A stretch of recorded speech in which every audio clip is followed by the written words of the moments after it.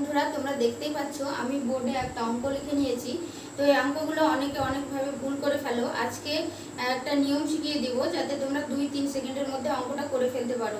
অঙ্কগুলো খুবই সহজ, যদি নিয়ম জানা থাকে তাহলে কয়েক সেকেন্ডের মধ্যেই উত্তর হয়ে যাবে।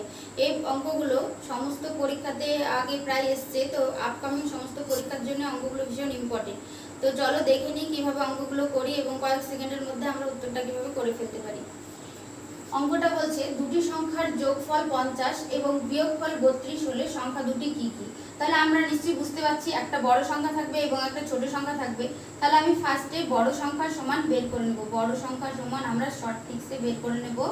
বড় সংখ্যা হচ্ছে সংখ্যা দুটোর যোগফল, যে দুটো আমার দেওয়া থাকবে তাদের যোগফল বাই 2। এটা সমান কত হচ্ছে 82/2 সমান হচ্ছে 41। এবং ছোট সংখ্যা কত? ছোট সংখ্যা হয়ে যাচ্ছে আমাদের